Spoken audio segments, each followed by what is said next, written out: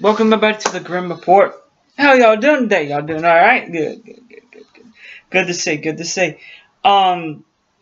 Well, as you ladies and gentlemen may know that, or may not know, I am Grim. This is my report. What I do is, I scour the internet, do research, look up things that I think people should know about. That's actually in the news. Most of the time it is actually in the news. Other times it's not. Other times they're not going to report on it because, oh, it's too weird, strange. A lot of times most of the time I do get my stuff from coast to coast. Sometimes phantomsandmonsters.com, getting that out of the way. Okay. As you did see, yes, I did do a little video game thing, what I do. That's what I love to do in the morning time or in the morning before I do the Grim Report. I do that. So, here's how it's going to do that. You see, there's been this creature living in the pond in Sign St. Madeleine Sugar Factory. And it's scaring fishermen it's been scaring people for the past year now. It has a name now. They describe it as a giant anaconda slithering through the grass at the water's edge, guys, eating all the fish. It's like a skinny bird. The cormorant.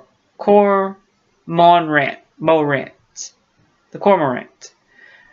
It's been, after months of trying, photographers finally captured an image of this thing. That's the image you see in this little corner right here, which I pray that I'm pointing the little thing, pointing the right way.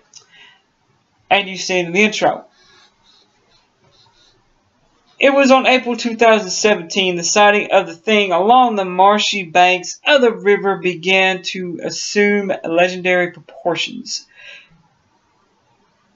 For the people who saw it, dropped fishing lines and rods and ran. Those who heard the story stayed away, and often the popular fishing hole was deserted, guys, just completely gone. Fishermen stopped paddling out to the middle of them. And the dinghies and inflatable tires to cast for tilapia. Elvis Foster was one of the believers. He told the Express that the ducks one night he was standing on the eastern shore knee deep in the grass when the thing came swimming towards him. This thing came up to him. This thing's supposed to be about as big as an anaconda. It was started swimming up towards you. You imagine this motion and you're in the water. Oh my God, that would scare the hell out of me. Pardon my language. He said nothing moves like this, but it was a very big snake, and he didn't want to draw no sketch. He left everything in just his fishing line and rod, and he just ran. But his description, this is what it said. It had a smooth black head, eye glistening white, with the size of a football. In other words, they were huge, guys. If you see the football, they're about that big, about that long. He says they're about that, like that.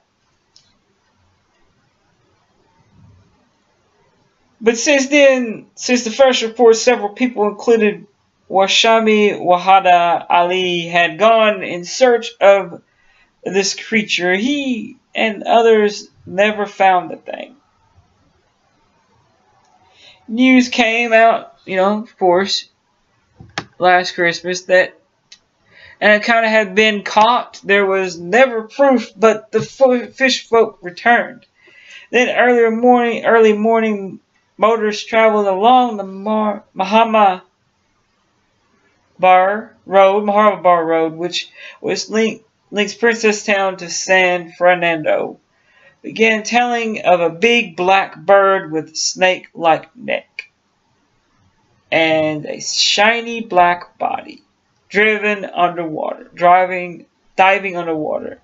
and staying for minutes at a time before emerging with fish in its hooked beak.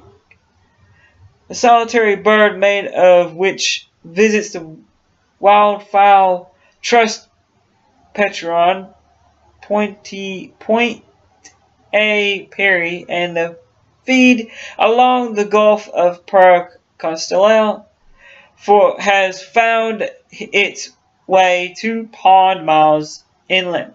The pond is one of the several that encircle the decommissioned sugar factory.